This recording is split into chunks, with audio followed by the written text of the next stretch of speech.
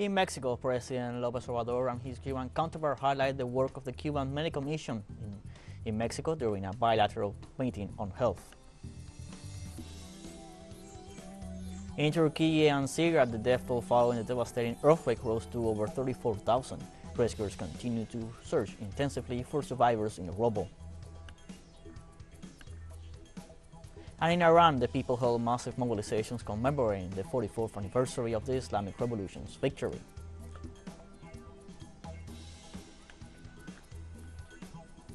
Hello, welcome to From the South. I'm Luis Alberto Matos from the TeleSUR studios in Havana, Cuba. We begin with the news. During a bilateral meeting on health, Mexican President Andrés Manuel López Obrador and his Cuban counterpart Miguel Díaz-Canel highlighted the work of the Cuban Medical Mission in Mexico. In this regard, President Díaz-Canel expressed his willingness to strengthen bilateral relations with the Mexican government. On the other hand, the Mexican leader reiterated his rejection of the economic blockade imposed by the United States against the Caribbean island, assuring that the relationship of friendship between the peoples of the American continent must be maintained. In this context, the Mexican president thanked Cuba for its support in health matters, sending doctors to the vulnerable areas of his nation.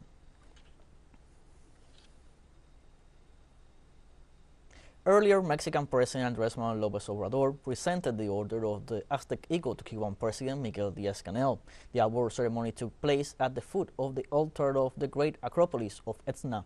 Upon arriving at the archaeological site and briefly addressing the Mexican press, Díaz-Canel highlighted the bonds between both nations and underscored the relevance of receiving the award. Materializing this cooperation with Mexico is an expression of the will arising from the close friendship of our peoples and governments to continue strengthening bilateral ties and cooperation in areas of common interest such as health, education, biotechnology, sports, culture, and agriculture.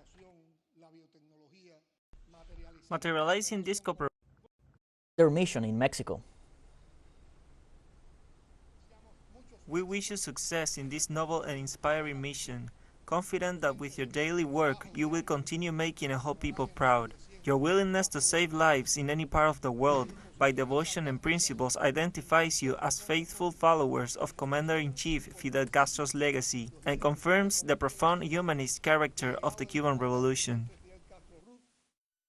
Andrés Manuel López Obrador recalled the legacy of Cuban revolutionary leader Fidel Castro as a promoter of public health. Commander Fidel Castro had,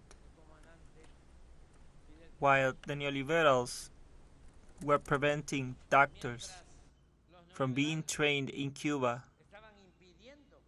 he was promoting the formation of Mexico and the consolidation of one of the best health systems in the world. That does not make him just a statesman.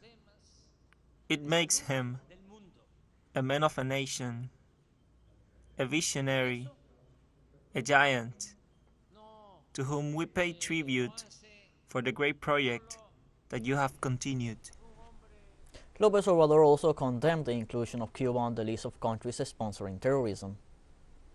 So that all the countries join together and defend the sovereignty and independence of Cuba, and nothing to give it the rank of terrorist country or put them on the blacklist of alleged terrorists. It is a people and a deeply humane government. Long live the dignified people of Cuba. We go live to Belize. The Cuban President Miguel Díaz-Canel Bermúdez is arriving at the country for an official visit in this nation.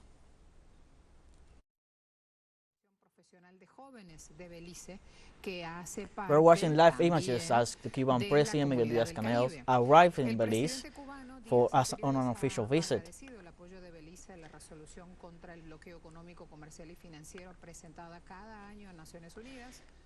Belize received the first Secretary of the Communist Party of Cuba and Cuban President Miguel Díaz-Canel on its official visit to strengthen bilateral relations.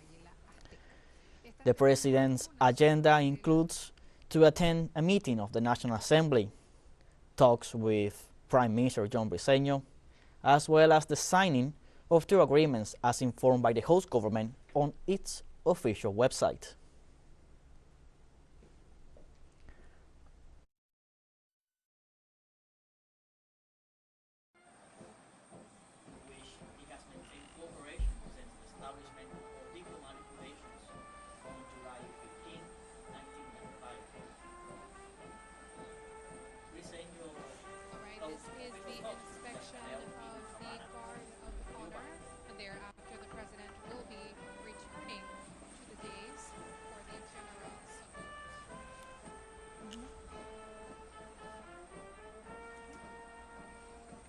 Up close and personal, the President of Cuba.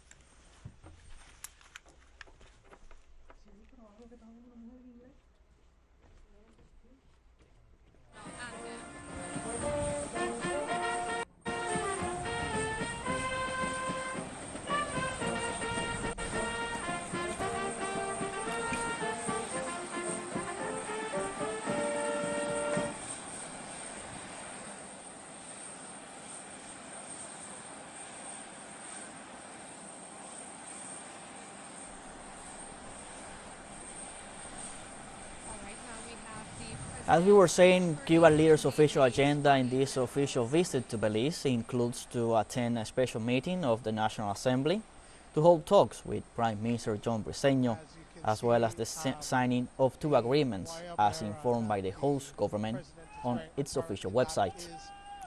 The visit is the first paid by a Cuban president to Belize, with which he has maintained cooperation since the establishment of diplomatic relations on July 15, 1995.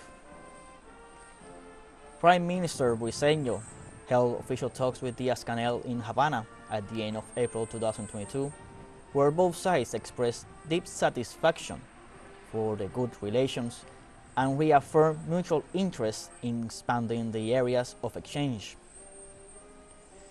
Belize's Prime Minister praised on the Cuban Henry Reef Medical Brigade that has arrived in Belize in January 2022 as part of the bilateral cooperation to fight off the COVID-19 pandemic. The Cuban president, on the other hand, thanked Belize for its strong support to the resolution against the economic, commercial, and financial blockade presented every year at the United Nations.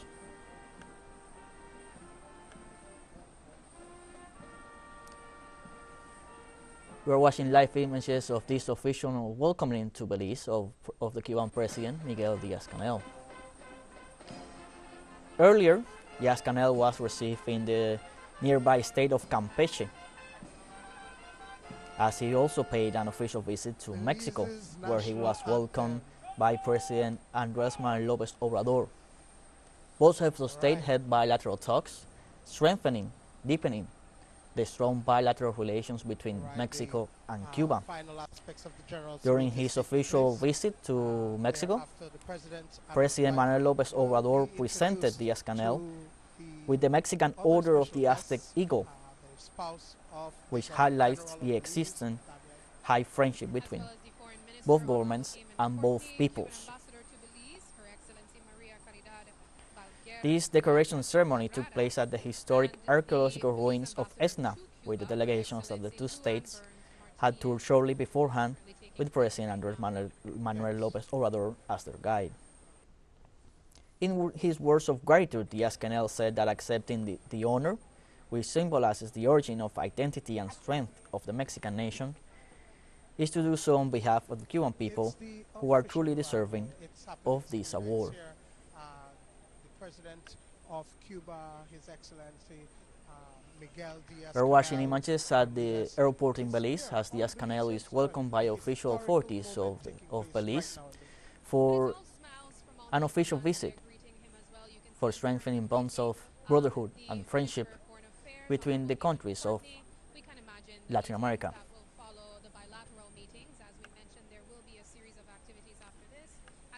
We were saying the president's agenda, the Cuban president's agenda during this official visit to Belize includes special meeting of the National Assembly, where he will participate, he will be part of this meeting of the National Assembly.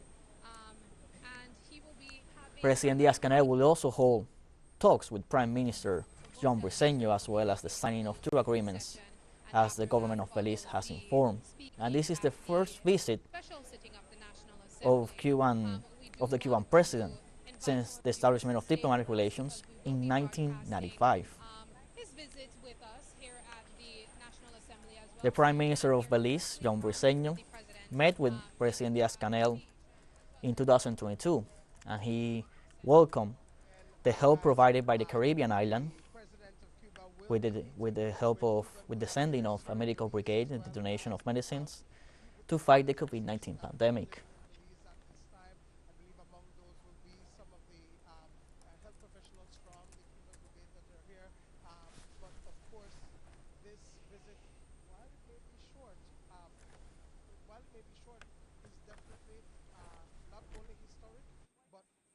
We are watching images as President Diaz-Canel leaves the airport for beginning his official schedule of this official visit in the country, in Belize.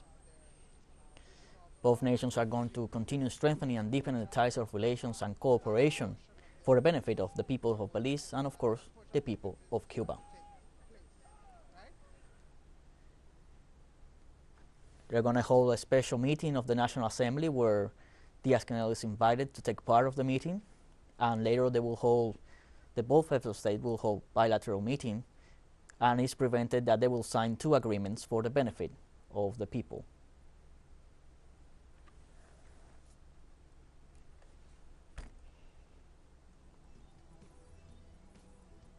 We're going to continue providing updates on the official visit of President Diaz-Canel to the country, to Belize, in upcoming news briefs, so stay tuned for that. For now, we're going to take a short break, but first remember you can follow us on TikTok at the account at TeleSUR English, in which you'll be able to see news in different formats, news updates, and much more. All the stories coming up after the break, so stay with us.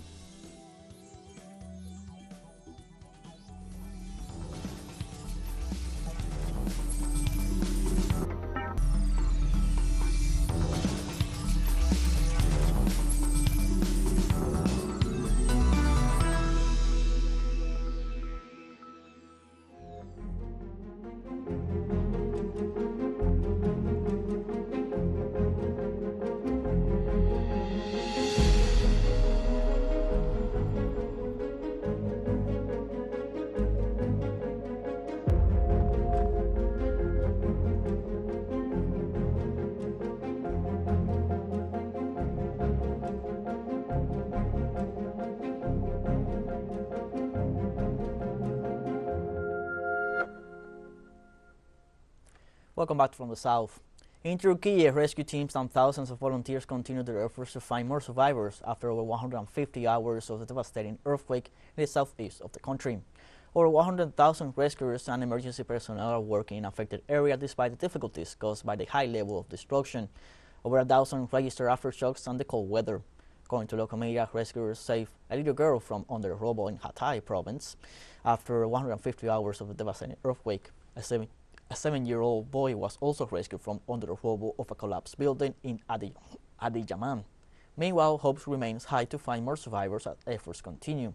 Turkish authorities said the death toll rose to 29,605, and health authorities registered more than 80,000 injured so far.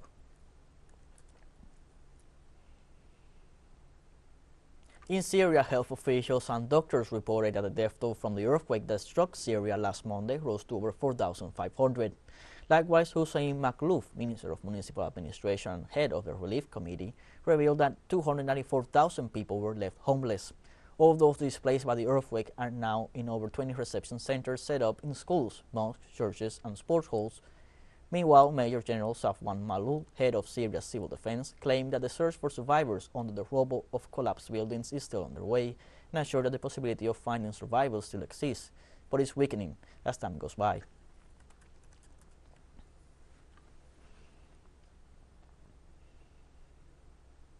We are now joined by analyst Rahim Volkov to talk more on the current situation in Turkey and Syria. Welcome, Rahim. Thank you for having me. No, it's always our pleasure. Rahim, almost a week after the devastating earthquake, what can you tell us? How are these harrowing days being experienced?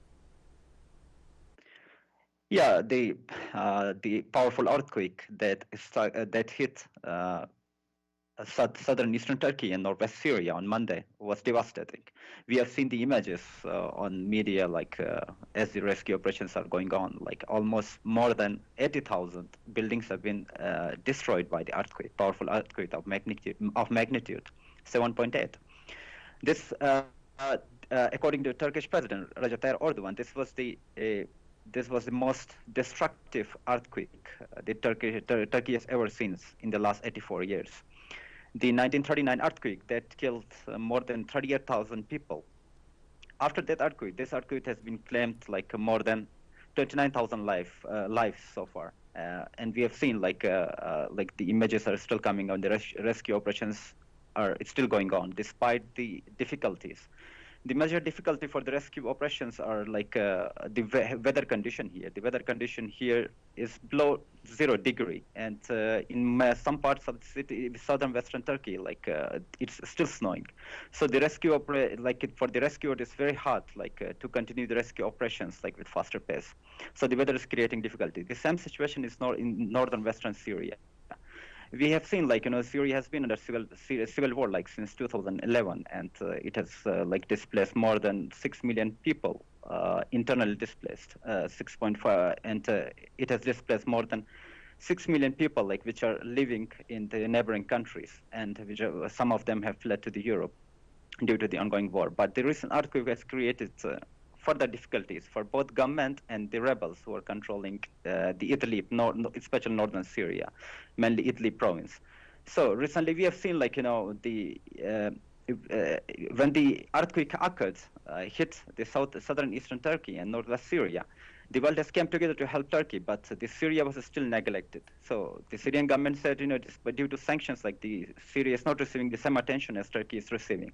So it's also creating a huge difficulties, to carry out the rescue operations in the major parts of Syria. But in Turkey, despite major response both from the government and from the international rescue teams, it has been 6 days, the rescue operation is still going on, and everybody is hoping more and more people will come out alive from out of the rubble.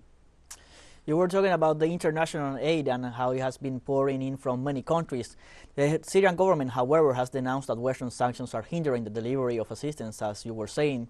What can you tell us about the reach of these sanctions and how they prevent helping those in need? And also, shouldn't the so-called international community do more for these sanctions to be lifted, especially in these trying times?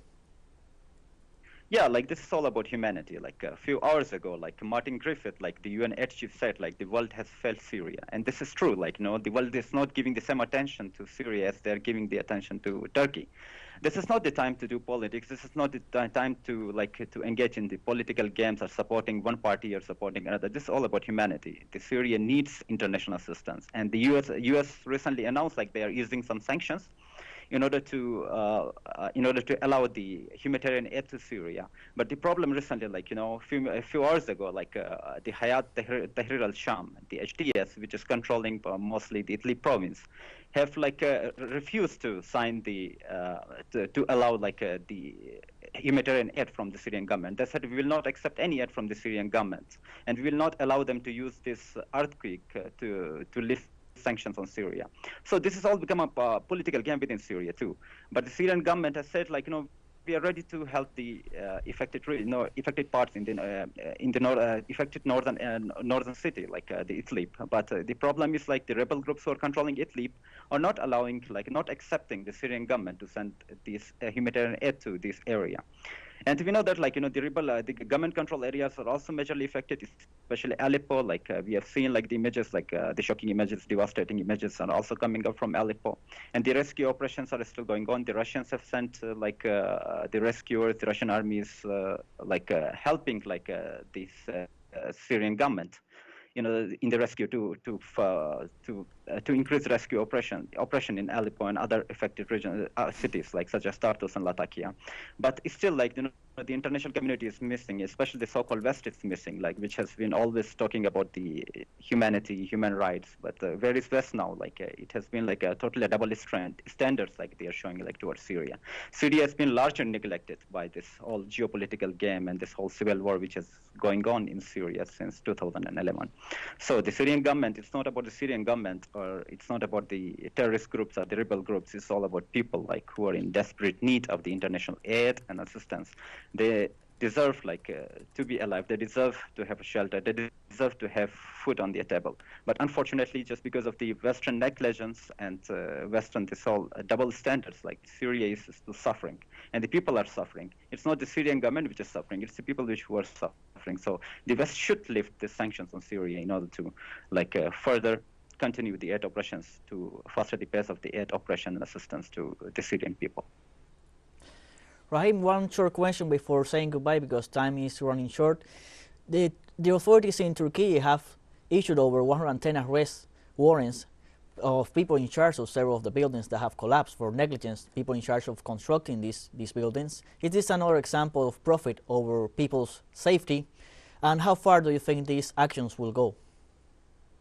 Yeah, this is very like important to notice. Like the Turkish government has already issued like the warning, like because we have seen like the recent earthquake. Not the all buildings have collapsed. The 2 years old or 3 years old buildings have also collapsed. Like so, the Turkish government said like whoever constructed it, we will take a legal action against them. And yesterday there was a report like 2 of the contractors from the Istanbul airport were captured detained by the police. Like they were the contractors who built like the commercial residential buildings, and that collapsed like in the earthquake. They were actually trying to flee the country, but the Turkish police detained them from the airport. So the Turkish government is taking legal action against those like who have constructed these buildings without taking like the all like construction measures like as dictated by the government, because the Turkish government has bought these reforms like construction reforms in 2008. They have renewed like, but the new buildings like which were constructed by these constructors, they didn't like install like the shock absorbers, so that became a big problem like for the people. And we have seen like when the earthquake hit this region, it's a earthquake volatile region, so when it hit the region, so major buildings like collapsed and thousands of people died. So it's time for the Turkish government to like tighten the construction laws and to regulate the real estate in this country. So the Turkish government has already issued a warning. Maybe like they will take legal actions against those like who are responsible for these like feeble constructions. Thank you, Rahim, for your inputs and time hearing from the South. You're welcome. Thank you. For now, we are saying goodbye. We have come to the end of this news brief. Remember, you can find these and many other news on our website at telesurenglish.net. You can also join us on our social medias on Facebook, Twitter, Instagram, Telegram, and TikTok. For Telesur English, I'm Luis Alberto Matos. Thank you for watching.